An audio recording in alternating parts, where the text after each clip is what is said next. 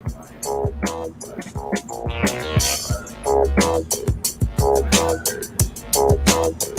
right. Here we go on a Sunday morning in Las Vegas.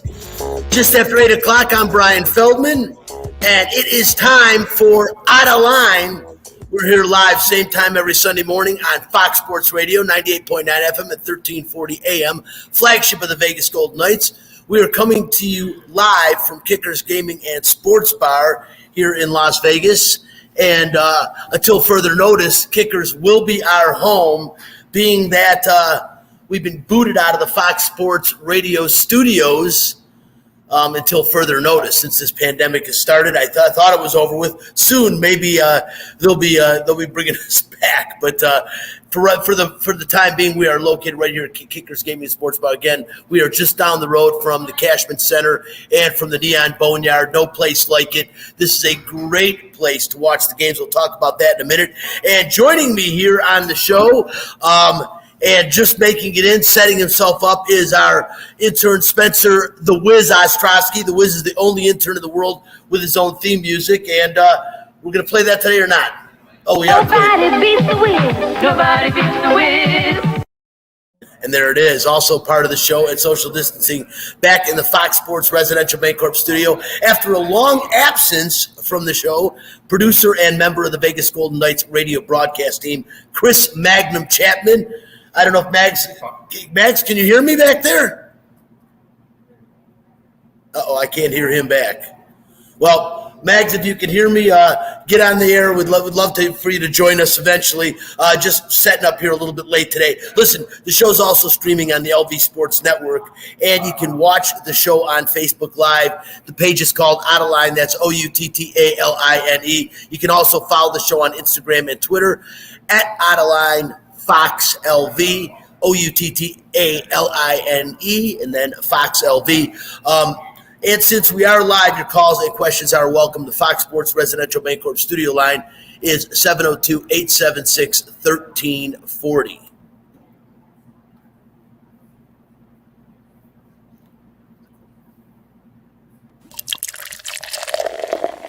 Hi, this is Bubby, and it's time for What's on Tap. Yeah, What's on Tap is brought to you by title sponsor Residential Bancorp. Whether purchasing a new home or refinancing the home you currently own, Residential Bancorp is the company you can turn to for all of your home financing needs. Residential Bancorp, funding America one neighbor at a time, and now offering $2,500 absolutely free in closing costs for any home loan that you qualify for in the state of Nevada. That's a home purchase loan. Just give them a call, 702-964-5720. Again, Residential Bancorp, funding one neighbor at a time. On tap, the Vegas Golden Knights are back in the Stanley Cup semifinals again for the second year in a row and for the third time in their first 4 years of existence. Joining us shortly, a member of the television broadcast team, the analyst Mike McKenna, former NHL goalie, now part of the broadcast team this season. Mike's done a great job with them and the Las Vegas Silver Knights. We'll talk all about that shortly when we talk to Mike. Also, there's a guy in the NBA, man, that just makes me scratch my head sometimes.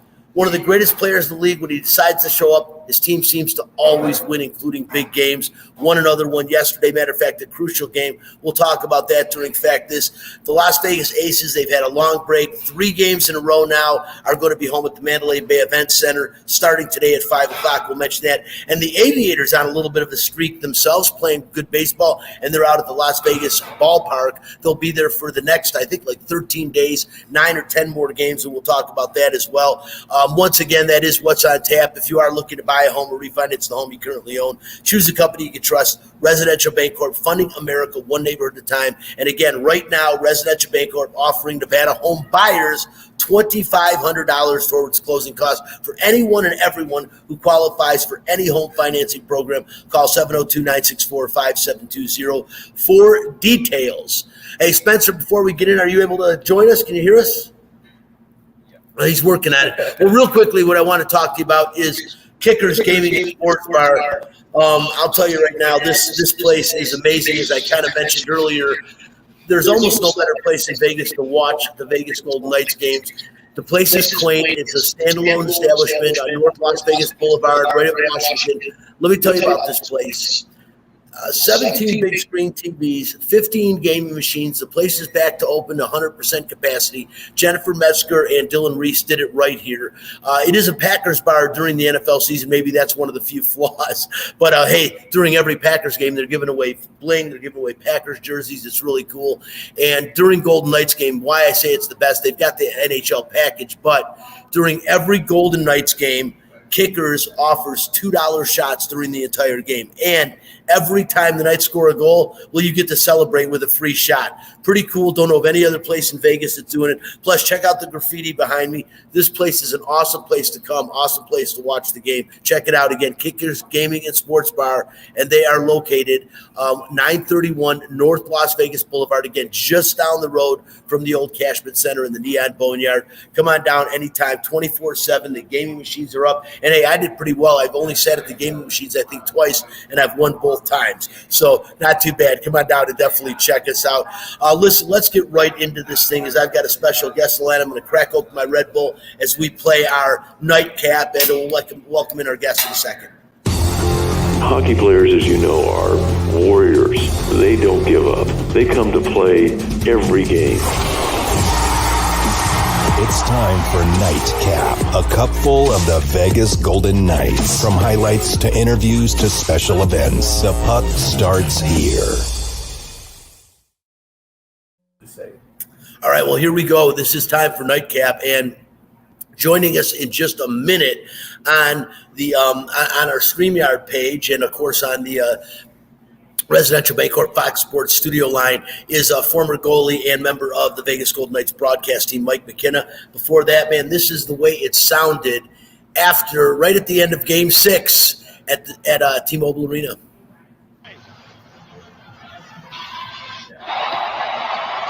It will be the Vegas Golden Knights and the Montreal Canadiens in round 3.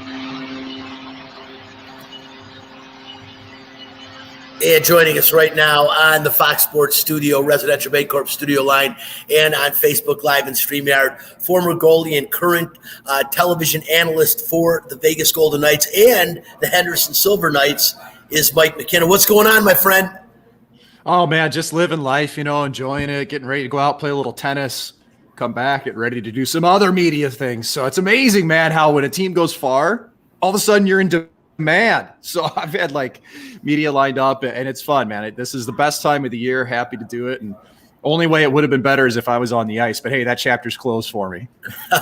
Hey, that chapter just recently closed. You never know. Yep. My old friend with the Detroit Lions, Eddie Murray, the kicker, he was on the sidelines as our sideline reporter, Mike, and all of a sudden he gets a call from the Washington Redskins to unretire at 44 years old and come back and finish the season with them. You never know in professional sports, but you've been in demand all year, my friend. You have done a great job with both franchises, working double duty with the brand new Henderson Silver Knights arena ready to open now for next season. It's going to be amazing. And, of course, another deep run by the Vegas Golden Knights. Mike, this is absolutely amazing. Being from Detroit, which is dubbed Hockey Town, I have been following hockey since I was knee-high to a toadstool, to pardon an old expression. And I have never not only thought of anything like this or dreamed of anything like this. Who could have imagined what the Vegas Golden Knights have done in their first 4 years of existence, Mike? We talked about 2.5 months ago, hoping we'd get a chance to talk again during the playoffs, and here we are looking at the Stanley Cup semifinals for the second year in a row, and 3 out of the first 4 years this team has been in existence. I mean, I'm perplexed. It's amazing to think about. I mean, you still hear the term expansion team thrown around by everybody in media circles, and it's like, are you guys serious? This team's gone deep in the playoffs 3 or 4 years. They've been in playoffs all 4 years. Cup final, the first one. For a team that everybody wrote off, I was still playing the first year, and everybody thought, okay, maybe they'll be kind of competitive. No, they go to the Cup final and keep it rolling, and then keep getting better and better through acquisitions and trades. And it's incredible what you do when you have, one, good ownership, two, good leadership, and management committed to making things happen. And just the special relationship here in Vegas with the team it's incredible, man. Everybody's a hockey fan, and it's when people don't understand about Vegas is that this is organic and this is real. This isn't like fair weather. Oh, okay, hockey's no. Like people love this team, right? People wanted somebody to root for. In all honesty, it could have been any of the pro sports, I think, if they were expansion clubs. But this is special, and man, it's fun to be part of. That rink was absolutely jamming Game 6 when they knocked off the Avalanche. No question about it, Mike. It's so cool to see the fans back in the stands. It was one of the most unique things of my life this past year, seeing professional hockey and professional football games and college basketball and football games without any fans in the stands. I don't think any of us will ever see anything like that again. At least I hope we don't. But it was a very unique experience for all of us that got an opportunity to see something like that. It was kind of amazing. Quiet, like watching a Raiders game, listening to John Gruden yell at Derek Carr on the field was one of the most amazing things I've ever seen. It was like I was at a practice, but yet it was an actual NFL game. But back to the task and the subject at hand, Mike. Again, you can't overstate it. Yeah, you don't want to call them an expansion team anymore, but yet 40 years ago, that's exactly what they were. All these players that came over in the expansion draft were basically told by their NHL teams, we do not consider you one of the best 10 players on our team, or we do not consider you the top goaltender on our team, a la Marc-Andre Fleury, and here we're sending you off to Vegas. Boy, did those players, if you want to talk about using a chip, and these guys are good guys, the chip wasn't outward, it was inward, especially with a guy like Marc-Andre Fleury. He carries that chip deep inside of him, but boy, do we know it's there, and have we not seen it over the past 4 years. But this team carried that chip into the Stanley Cup Finals in their first season, and it wasn't a fluke, as they proved the next year, getting screwed 2 years ago against the San Jose Sharks. No question, that was a terrible call to call a 5-minute major at that point in time in the game. The Golden Knights up heavily with 10 minutes to go. They lose to the San Jose Sharks. They should have at least gone to the second round in the second year, and then two more, we'll call it NHL semifinals, since it's not the conference finals this year with the new reconfiguration of the season. But Mike, again, I sit back. I am just amazed at everything. And when you take all this and you bundle it up, you talked about leadership and management. It trickles down from Bill Foley, the owner, who came here committed to win, hires a general manager like a guy that was with one of the most famous coaches of all time in the Olympics, a guy in McPhee that put this team together and really formed this team to where it is today. He did it in Washington. You saw the repercussions of that in a good way when Washington won the Stanley Cup championship against the Vegas Golden Knights in their first year with a team that he basically built. And now George McPhee was the orchestra leader of this team, putting it initially together. And you're still seeing because it's not like this is a new team. You still have one of the most amazing lines intact in Marchessault and Riley Smith and William Karlsson. You still have the same goaltender. You still have a lot of the same pieces of the puzzle. But again, it did start with leadership. And then I mentioned the guy, Marc-Andre Fleury. This team, without question, more this year than any other, is not where they are right now without that man between the pipes. Well, he's been the rock for him. You think about how this team performs and how they've been able to score when necessary. But if you don't play good defense, you're not going to win games. And you see it all throughout the NHL. But when you get to this point in time, there's not a big delta between the top team and the fourth team, right? Like you get to the Final Four in any sport, you're going to play the best. And especially with Montreal coming in, this is a team that's committed themselves to defense. Early in the season, they were very good. They lost their way midway through. They got a couple of acquisitions towards the trade deadline, picked up some veteran leadership. They get Stahl. They get a good offensive defenseman in Gustafsson, and then they get Carey Price back, who is the foil to Marc-Andre Fleury. And that's what's so exciting about this, man. From an old goalie standpoint, this is like goalie heaven to see two Canadian Olympic goaltenders, Marc-Andre Fleury, who's playing at a Vezina caliber pace this year, with Carey Price, who people are already declaring the playoff MVP 2 rounds in. It's so incredible to watch. But you look at Marc-Andre's statistics, the traditional ones, they're outstanding. But now we've got these advanced analytics in sports that you can look deeper and look inward and find out these things called goals saved above average. And you can find out how many rebounds they give. And you know what? Marc-Andre is still right at the pointy end for that. So he's been critical for the team. And I say this all the time about goaltenders. Like, our job isn't just to stop pucks. It's to inspire your teammates, right? When you make that huge save, when you put a little flair on it, when you look down the bench and you see the smile on your teammates' faces. When they come up, they pat you on the pads, and you give them the same thing back. Alec Martinez talked about this yesterday, that, a big block, flowers behind them, screaming for the boys, yelling for them.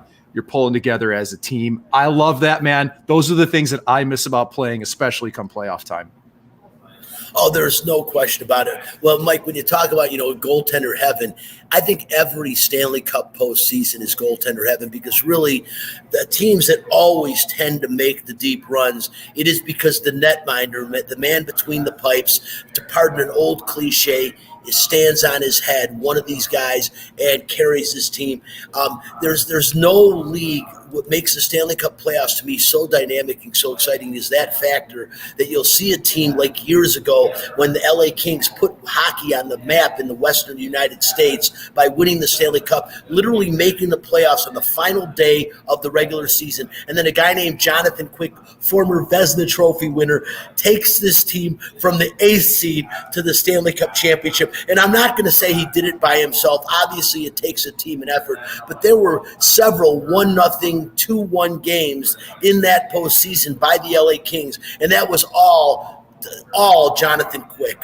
And we are seeing Marc-Andre Fleury do that again this year for the Vegas Golden Knights. And we're going to talk about goaltenders in a minute, because that is a great subject, one of my favorite subjects at this time of year. And, of course, all 4 teams remaining to vie for the Stanley Cup this year, it is because of great goaltender play by every one of them. Now, granted, there are other factors for sure with each of these teams. I mean, Tampa Bay getting healthy at the right moment. But the point is goaltending is a big part of why these 4 teams are still standing right now at the end.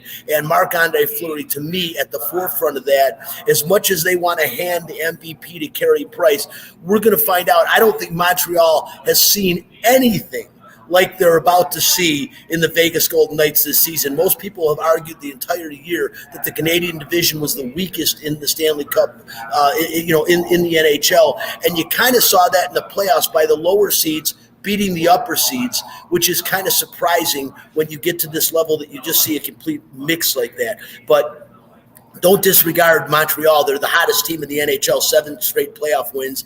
And we'll talk about that in a minute as we move forward. Some of the integral parts, one of the things I've given you a lot of credit for, Mike, but you haven't heard it since you were on the show last time. I said, what was going on with you last time you were on the show? I said, what was going on with the Knights that you felt had to change? Somebody that had to pick up their game. And the name you mentioned was Nicholas Waugh back the last time you were on the show. Boy, has he picked up his game. Maybe not shining so much in the playoffs, but shortly after you said that, Nicholas Waugh really proved why he centers the third line in this hockey team and is an integral part. But another integral part, and obviously to me, as much of a cog as Marc-Andre Fleury is, the acquisition of Mark Stone has really changed the face of this franchise. So perfect of a fit to be the team's first captain. Team high 61 points this year with 21 goals and 40 assists. He's got 40 points in 67 career playoff games now, 25 goals, 27 assists. And I don't know, Mike, if there was any bigger goal than the goal Mark Stone scored in the overtime this season against the Avalanche in the playoffs. I mean, when you question or you wonder where's Mark Stone at, it just takes one play like that to see this man's ability to play the game of hockey and how great of a player he is, and what a tremendous acquisition for the Golden Knights. And to me, as much as we need Marc-Andre Fleury, or I should say the Golden Knights need Marc-Andre Fleury between the pipes, they need Mark Stone performing and being the emotional and on-ice leader of this hockey team. And that's how it works. You have a goaltender, you have a captain, and those are really your 2 focal points in a locker room. And goaltenders, historically over time, they've considered us the outcast that doesn't talk a lot and you stay quiet. Well, that's not Marc-Andre Fleury. That's not everybody any longer. Okay, you don't have to live on an island as a goaltender to be able to perform. You can be a teammate as well. That's Marc-Andre. But when you talk about leadership, I thought that the team needed a captain, okay, desperately in previous times, but the timing wasn't right. Management felt. And coming into this season, that's when they felt, okay, we've got our guy. He's shown, he's been here, he fits in. He's obviously the emotional core of this team. It's time to put the C on Mark Stone. And look at that series against Colorado. Okay, yeah, he scores a game-defining, a series-defining goal in overtime. Gets the win for his team. He had several during it. But what I think was the critical part to that series was how Mark Stone and his line mates and Max Pacioretty and Chandler Stevenson were able to control the top line of the Colorado Avalanche. They were tasked with the hardest job in hockey, which is controlling Nathan McKinnon, Gabriel Landeskog, and Mikko Rantanen, and they did it to a T. 5-on-5, they dominated them. So this is a theme throughout the Golden Knights and throughout playoff hockey, is that you have to adapt your game to the task at hand. You have to know what your role is. And the first line for the Golden Knights, the top scoring line for the Golden Knights, had to play a more of a defensive role in the series against Colorado than they have previously, and they excelled at it. The speed of Stevenson up and down the ice, back checking like crazy. Mark Stone with the hockey IQ, picking off passes. It played into their favor. And then when it came time to score, they did. You got the big goal from Mark Stone. You got the big goal from Max Pacioretty. 4 game winners in overtime so far in playoffs so far for Max Pacioretty. You think the boys are happy to have him back in the lineup, right? From Game 7 and against Minnesota to where they are now. So it really is. It's about adaptability. It's finding your game. Nick Waugh, you mentioned, who did. The big difference is that he got put back at center after the last time we talked. And I've played against Nick Waugh before previously, and I can tell you that that's when I think he's at his best. His forecheck and his skating ability. He puck hounds. That's when he seems to feel most comfortable. It's his natural position. So you've got players in the position to succeed, but man, they are playing to their role and what the team needs from them. Oh, there's no doubt about it. And, it's funny because that is kind of Pete DeBoer's stamp on this hockey team is being the orchestrator of that line, of putting Chandler and Stevenson, finding the right fit in center with Pacioretty and Stone on either side, because that line is magical. And as you said, all of them have proved to be great two-way players, especially in the postseason. And as you said, people aren't taking into account, like they're talking about the production of the misfit line, which is now the number 2 line that was the number 1 line on this team for the first 2 seasons. And amazing stayed together. And, of course, that's Gerard Gallant's magic of putting that team initially together as the top line. William Karlsson is, of course, 43 goals in his first season with the Golden Knights in that magical first season. But those 2 lines, you have the one that's intact, that stayed intact for 4 years, which is absolutely amazing that a line has stayed intact for 4 years in the National Hockey League. Well, that's the line of Riley Smith, Jonathan Marchessault, and William Karlsson. And then, of course, the line you mentioned that Pete DeBoer put together, now the number 1 line with Chandler Stevenson centering the line with Mark Stone and Max Pacioretty. But that misfit line, talking about the line that comes in number 2, how magical has that been? And that kind of segues into my next question to you. And I was going to say, who is playing best right now in this team? And I'm going to answer first because I know you'll probably steal my thunder, because how can you overlook what Jonathan Marchessault has meant to this team this year in the playoffs? Not that he hasn't been an integral cog since the very beginning, but you're talking about a guy that's 5'9" on his tiptoes, that plays as big as anyone else on the ice, has no fear, or does not shy away from physicality in any way, shape, or form. I don't want to say he's got the Napoleon complex, but my God in heaven, this guy plays great hockey, and boy, has it translated to the ice this year, especially in the postseason. Jonathan Marchessault playing as good as anybody in the NHL. That line has been fantastic. The original Misfits line, like you said, 4 years together, so you know each other in and out. You got Riley Smith, who, to me, Riley Smith's play in playoffs has not been rewarded with the point totals it should right now. And I think a lot of that is because Riley Smith has the puck when they're driving into the zone. A couple more passes happen before it ends up in the back of the net. But he's been integral. Will Karlsson, like you said, he's leading the team in scoring with 11 points in 13 games. But he's been so strong, 200 feet. And he's been great in the face-off circle. That's been a big improvement to his game this year. He's at 56% in playoffs. He's taking draws in the D zone and the offensive zone. And that's what sets up Jonathan Marchessault for his success. Okay, Marshy's a shooter. You give him the puck, let him tickle the twine, let him get after the scoreboard with the backswing. And he's the type of guy who'll fill the net, man. He's got 6 goals in playoffs. He is a big game player, and he plays with a chip on his shoulder or a burr under his saddle. When the emotion goes up in a game, that's when Jonathan Marchessault's the best. I know it firsthand from playing with him. We were teammates years ago in Springfield in the American League, and you'd see Marshy get angry, and he'd just start filling the net. And he just loves that zeal, that zest. And I tell you what, man, like, old player here, right? I miss after games looking up, seeing my family in the stands after win, waving to them. And after the Golden Knights knocked off the Minnesota Wild in round 1, I stayed and I watched for a little while. And I saw Jonathan Marchessault look up at his growing brood of children. I think he's got 4 kids at this point, and his wife, and the wave and the smile. And you can just tell how special this is. Okay. And especially for a team that has so many kids like the Golden Knights, right? Like, this is a big deal that you're going this far and everybody's enjoying it together. To see that smile, they're having fun. That's the key to all this. You don't play this well. You don't go this far if the culture isn't right and you're not enjoying each other. And that's what we've seen from the Golden Knights so far. We are talking with Mike McKenna. He is the Vegas Golden Knights and the Henderson Silver Knights television analyst. Mike doing a great job, former longtime NHL goalie. And, of course, we are talking Vegas Golden Knights as they get ready. Tomorrow night they will play the Montreal Canadiens in the Stanley Cup semifinals. The 2 hottest teams in the National Hockey League right now, although all 4 teams left are pretty darn hot. But the Canadiens have won 7 straight games. The Golden Knights now 4 in a row. Not just 4 in a row, but 4 in a row against the President Cup. The President Against Cup a team that didn't lose 4 games in a row all season. Damn straight. Pretty amazing. We talk about, guys playing the best. Who is the biggest surprise to Mike McKenna right now? Again, I'm going to jump in front of you. There's a couple of guys that stand out. Janmark, one of them, with a first career playoff hat trick. How cool, after only scoring 1 goal and coming over, and people questioned what his contribution would be to this team. Boy, does he fit in on that third line so well with Nicholas Waugh. And, of course, one of the fastest and most electrifying skaters on the team, Alex Tuck, who we'll talk about as well. But the biggest surprise, Janmark has been a tremendous surprise. I also think Keegan Colasar, we're watching him grow up in front of our eyes on this team and play better and better and better. And it was kind of sad to see Patrick Brown get scratched from the last game after, as well as he played 2 huge goals he's contributed. But I think Colasar really fits in between Ryan Reeves and William Carrier. I mean, you want to talk about a grind line. A line that you don't want to see on the ice. There's a lot of beef out there, man. That's what I'm saying. Holstein, baby. Who's been the biggest surprise to you, Mike?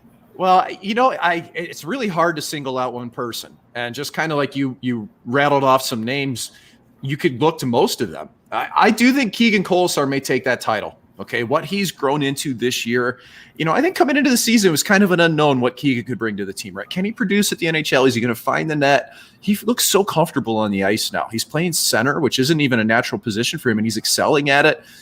He's been a nice compliment. He's been in and out of the lineup. He hasn't played all the games, but he's played the majority. And I feel like, to me, rather than we single one person, I think we look at just the depth of the Golden Knights in general as being the nicest surprise so far, because there have been pieces to the puzzle missing. Nosek's been out of the lineup, okay? You've also been missing Ryan Reeves in and out at times. Max Pacioretty for the first round. So they had to rely on players like Patrick Brown, like Dylan Sikura, like Keegan Colasar, Nick Hague, Nick Holden, right? 25 Vegas Golden Knights players have played in the playoffs. 21 of them have a point.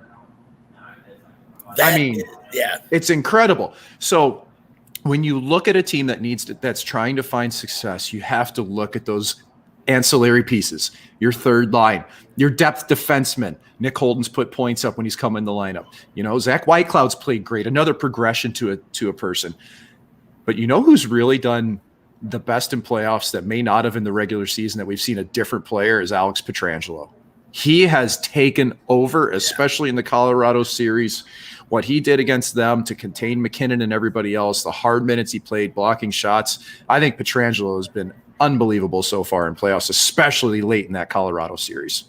Oh, yeah. I mean, he had, for all practical purposes, he had the game-winning goal in Game 6 at T-Mobile Arena. Tremendous, just a one-timer, and that is Alex Pietrangelo. Now people, I think, see why he got the big contract and why there was such a big stink made about him. A lot of people a little bit hurt and sad about seeing Nate Schmidt go, as he was one of the cornerstones of the initial, the misfits, so to speak. But I don't think anyone's complaining about Alex Pietrangelo right now, or Alex Martinez, another guy guy that I won't say he's the biggest surprise. He's been blocking shots his entire career, but that's the whole thing. When you say his entire career, I mean, he's a couple years away from having a grandkid. Now I'm joking, but he's 33. Take it easy on the guy. I know, but it feels, Mike, it feels like he's 43 because we've seen him for so long performing at such a high level, especially in the postseason for the LA Kings and now for the Vegas Golden Knights. He is a gamer. He is as Nick Vitale would say in college basketball, he is a PTPer, a guy that shows up in big games, and there's not a guy who takes a shot, I don't care how hard it is in the NHL, that Alex Martinez won't step in front of and block that shot. You want to talk about a second goaltender on the ice, sometimes it's him, but everyone has done a really good job. In your opinion, Mike, and by the way, again, we are talking to Mike McKinney. You're listening to Out of Line on Fox Sports Radio. I've kept Mike longer than I promised, but sorry, you're doing a great job. Love hearing you talk about this. And I got to know, who do you think needs to step up for this team to go all the way and win the Stanley Cup? Well, I think they're at the point right now where there's not really missing many pieces, right? I think that you're seeing a team that's performing and really they're understanding their roles. And we talked about that early in the segment here, that they just are finding ways to have everybody contribute, especially late in Colorado. Like Game 6, Carrier scores, Colasar scores. I'm not sure we can look to one individual. I think what we can look to is the power play. The deeper you go in playoffs, if your special teams aren't where you need them to be, you're probably not going to win because you can't rely on just 5-on-5 hockey. Now, the Golden Knights have done a better job staying out of the box late in the Colorado series. You look early, they had problems. You take 4 minors in the first period of Game 2, you're probably not going to come back and win that one. That's what happened. Then they started to clean their game up. Then they played 5-on-5. But the power play's been lacking. It's got to be better, especially if they get past Montreal. And if they get to the final, you're going to have to get production from your power play. We've seen some different looks. We've seen Alec Martinez as a one-timer option, Jonathan Marchessault now as well, in a couple of secondary units. How can Pete DeBoer tweak that power play to get more out of it? That's what I see as being a true key for the Golden Knights going forward.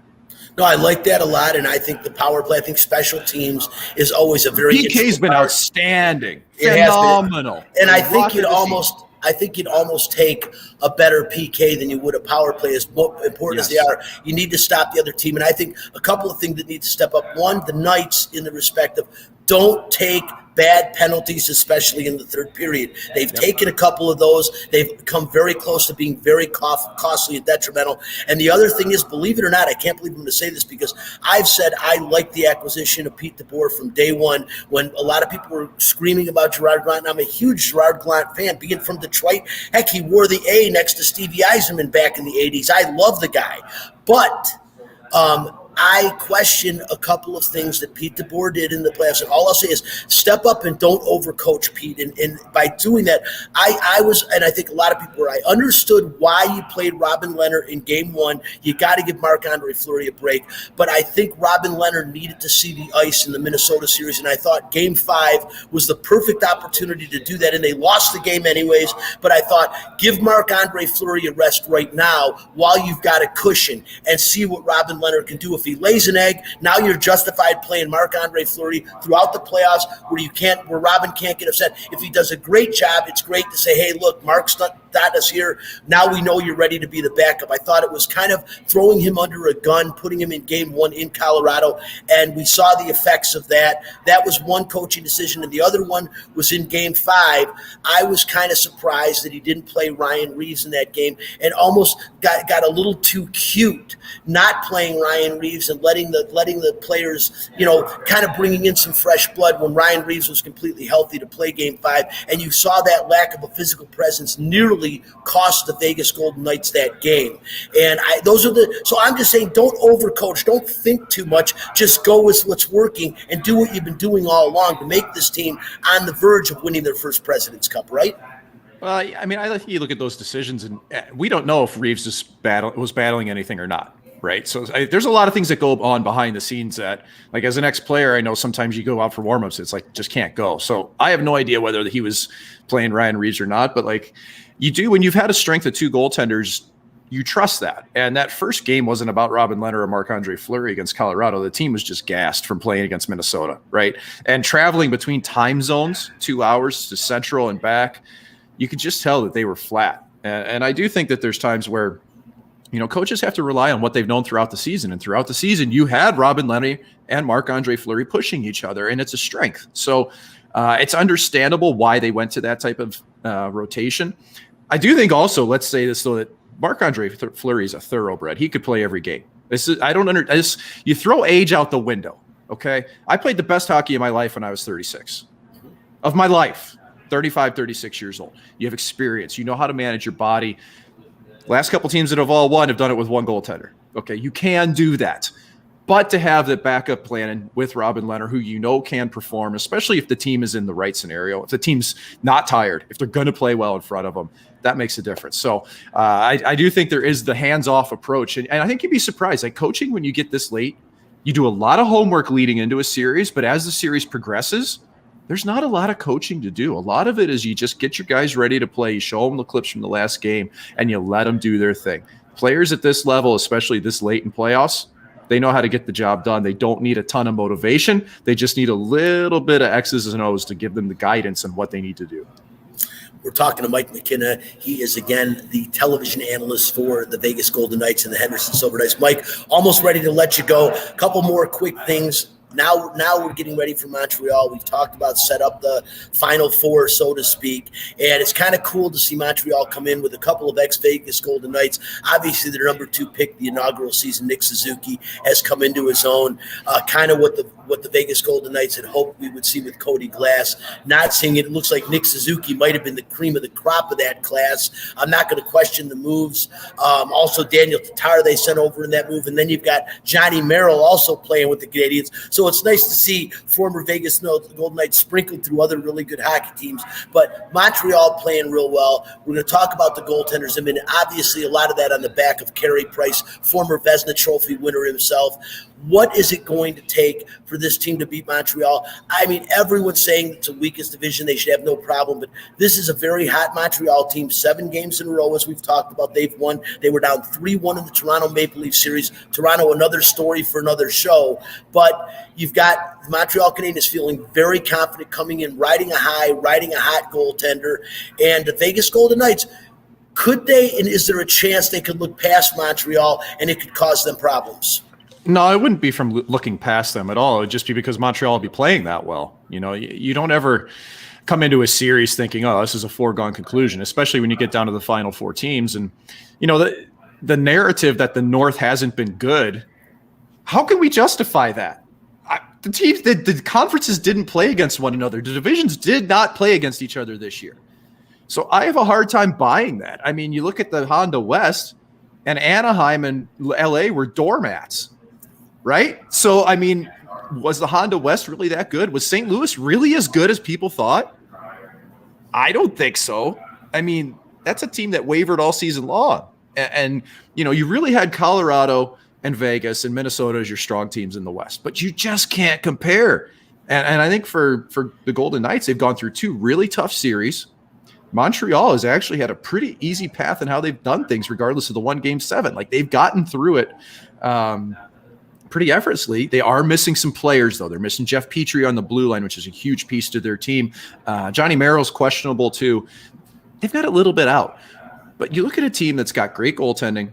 They're buying in defensively, Montreal is. Okay? They started off the year hot. They lost their way. By the end of the year now, they're taking care of their D zone, and that's led to offense. And you're talking about Nick Suzuki. It's a great storyline.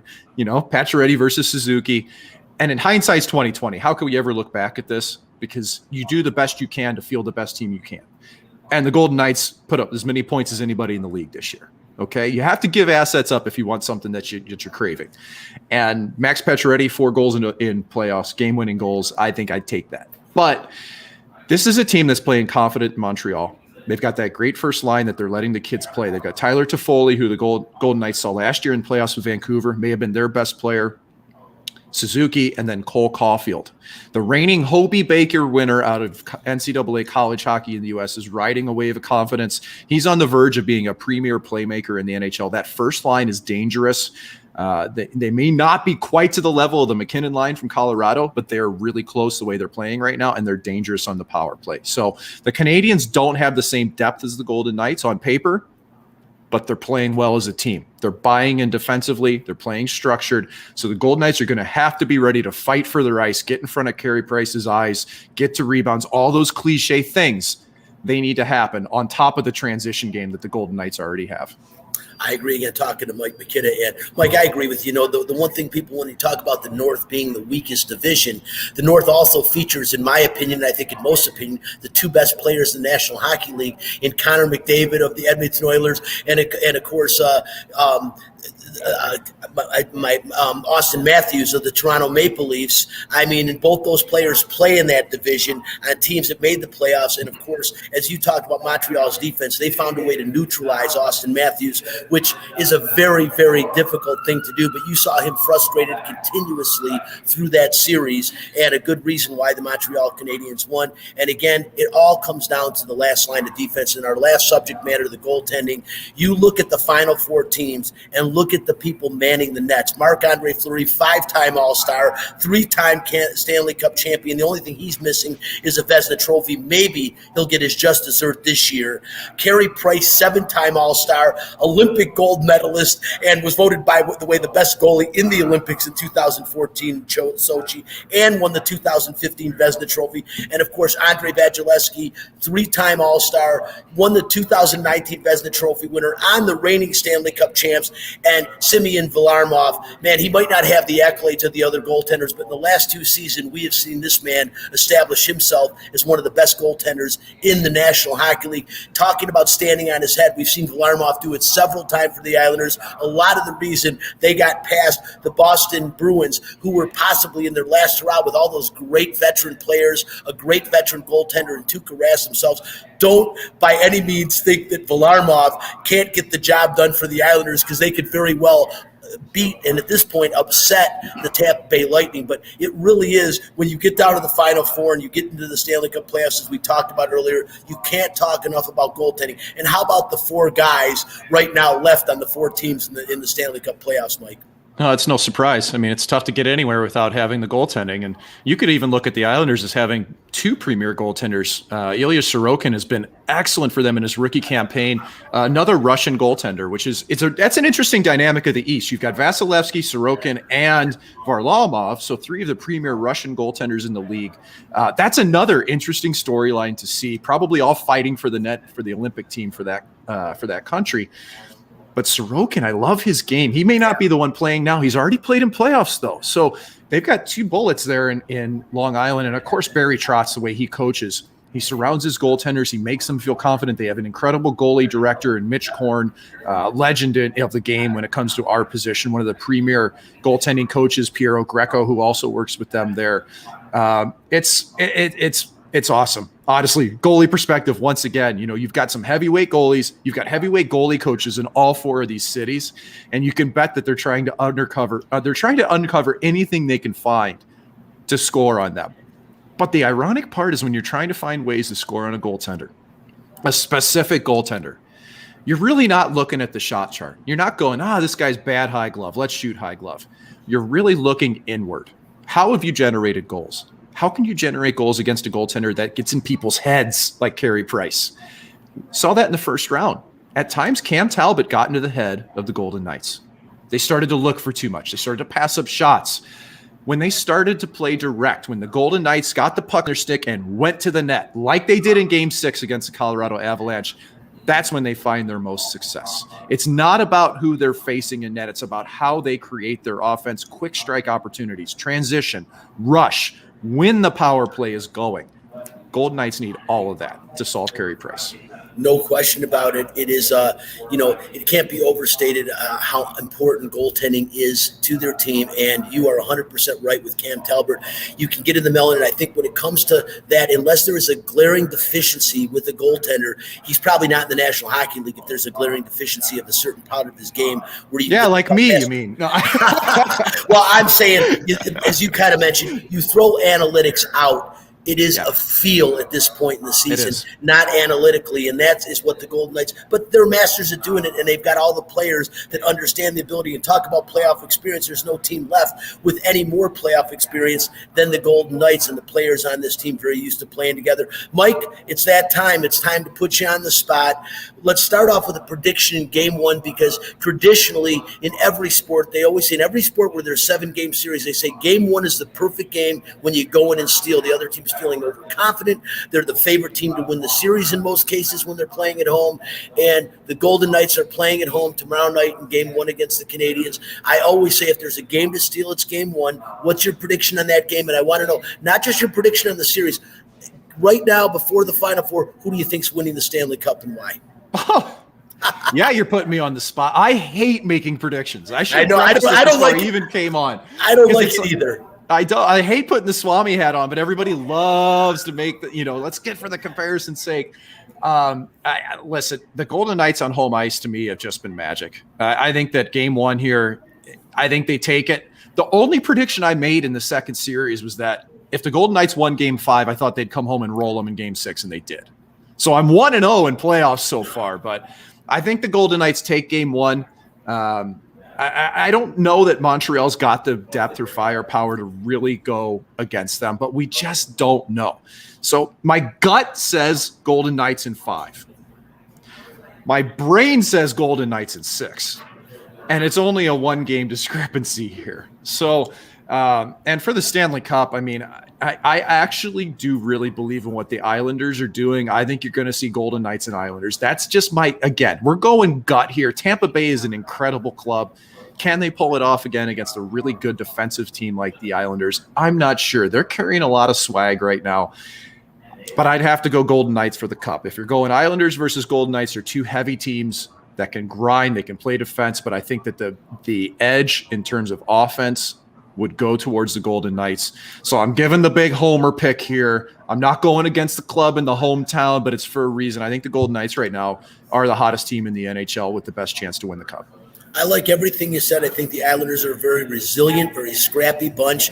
And talk about a guy that's coming to his own in this postseason. Matthew Barzal is proving to be one of the best players in the National Hockey League. As much as you worry about Nate McKinnon and that first step and getting away from you, if you sleep on Matthew Barzal for 1 minute, he will absolutely fry your ass. I mean, that guy can flat out fly and play hockey. Go look at the last game I played against Matt Barzal. There's a couple of them behind me. Yep. It's funny as players play a little while in this league, a la Nate McKinnon and Matt Barzal, they figure it out and they learn how to use their attributes to their advantage. And both those guys have figured out and have stapled themselves amongst the best players in the league. Mike, as always, hey, you were with us just about the whole show today, but I really appreciate it. We really enjoyed the segment. We'll have you on again. And hey, let's hope we're still talking in a week from right now. I hope so. I got my mom to thank. She taught me how to talk. And I just follow in her footsteps. So nobody's ever accused me of being short. Thanks for having me. It was a blast talking today.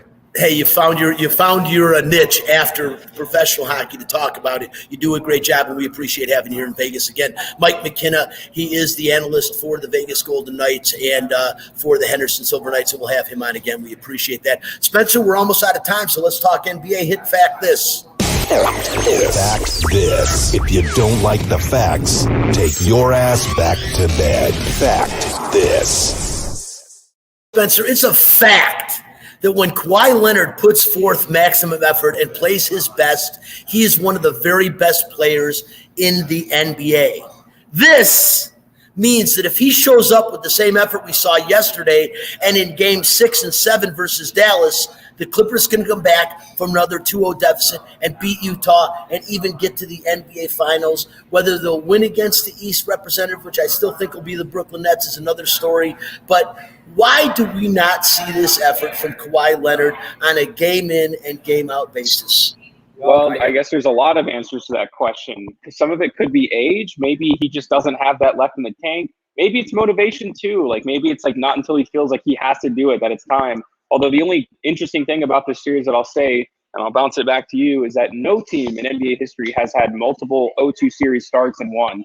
So, of course, there's been a few, and they were one of them this year, but no one's ever done it twice. And they're going to need Kawhi Leonard to be that every night. I just don't know if he is, for whatever reason the case may be. Like, you can say a million different reasons, but it's just not happening on a nightly basis. You know, you see him and Paul George play together, and when they're both playing at the top of their game, that is a magical duet.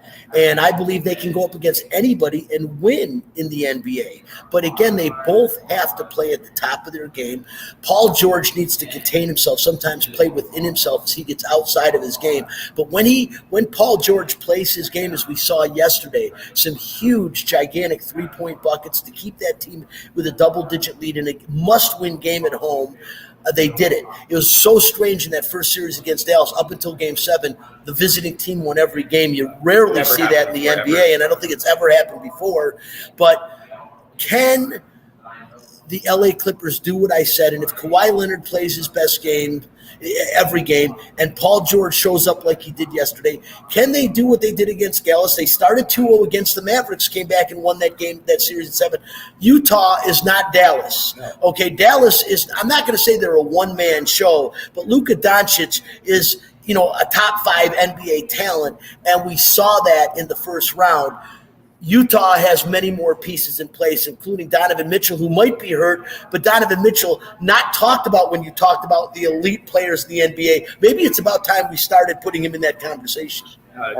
Donovan Mitchell, if you look on our website, OuttaLineFoxSportsLV.com, I posted an article about the top 10 players under 25 years old. Donovan Mitchell was number 3 on my list, and I still feel that way. But you talked about Paul George. This guy, amongst high-volume shooters, so at least 17 field goals attempted per game in the playoffs, the 4th worst among 20 players. So that's not going to get it done. Look, Kawhi Leonard shot over 70% in their wins in the first round against Dallas. It's much more likely that Paul George shoots a bad percentage like he did in the first round than Kawhi Leonard shooting 70%.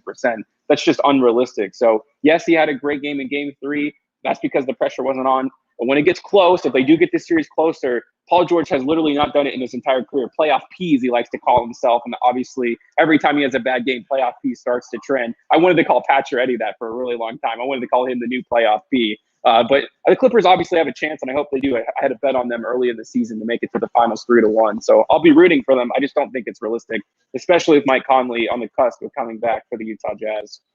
Yeah, you're right. It looks like Conley will be coming back. And, you know, you're right. With Paul George, his entire career, that's been the knock on him. When you put the ball in his hand with the game on the line, he misses the shot. There's a lot of guys like Kawhi will make that shot. Steph Curry will make that shot.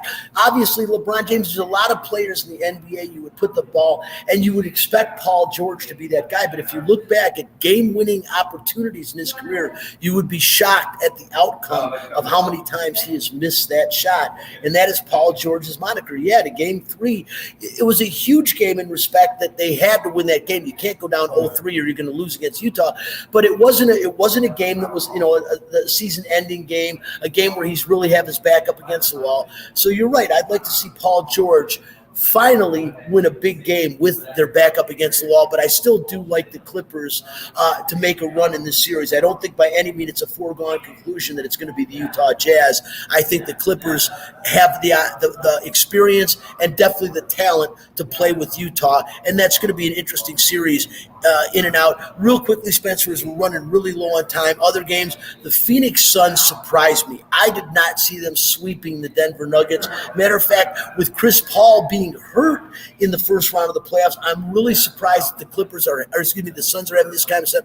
But today at 5 o'clock, the Suns can absolutely put away the Denver Nuggets and sweep them. You surprised by that? To a certain extent, maybe. But, I mean, here's the reality of the situation. They lost Jamal Murray, and that's really tough. I mean, Michael Porter Jr. stepped up really big in the regular season, but the playoffs are just a different beast, and he's a very young kid. So they may have put too much responsibility on him, and that may have just been the reality of the situation. But if they do want to make it deep in the finals, like in the future, like obviously not this year, they never probably thought they had a chance. They need Michael Porter Jr. to be good in the playoffs. Maybe these are good minutes for him. And, you know, they were just exhausted. They played a 7-game series that was so up and down with Portland. It's just too tough for them to be like, okay, now go play Phoenix, who's like the hottest team in the league. It just wasn't a good situation for them. I think they'll get swept today. off of a very season or a series that gave him a great deal of confidence. Even though the Lakers were without Anthony Davis, you still have LeBron James, and so they're reeling in confidence. And the Suns will be a tough out in the West, no matter who they play. We don't have time to talk about him, but a guy who's really coming into his own, and the world knows about him now. If you didn't know about Trae Young, the Atlanta Hawks before, you know about him now, as they knocked off the New York Knicks, who a lot of people like going into the playoffs, and they're standing toe-to-toe with a real tough Philadelphia 76ers team, 2-1. Trae Young can dictate, but the Sixers, winning the last two, a team that you got to be definitely leery of. They did win the East, and they're the best. Again, the Aces, they've had over a week off. They play the they play the Dallas Wings today at 5 o'clock, 3 straight games at home, and the Aviators have won 2 straight, 6 out of the last 8.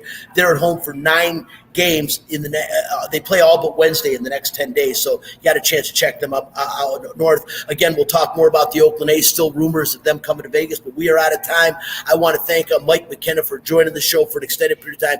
As always, our intern and social media director, Spencer the Wiz Ostrowski, Jennifer Mesker, and Dylan Reese, kickers for letting us come here. And of course, back with us finally, we'll have him on next week talking with us. Our producer extraordinaire, Chris Magnum Chapman, back in the Fox Sports Residential Bancorp studio. I'm Brian Feldman. This has been On the Line. I'll be in Costa Rica next week, and Chris Wynn will be sitting with Spencer, taking my place. Looking forward to hearing that. I'll try to join the show for a little bit, but we're out of time this side of line. We'll see you next week. Bye-bye.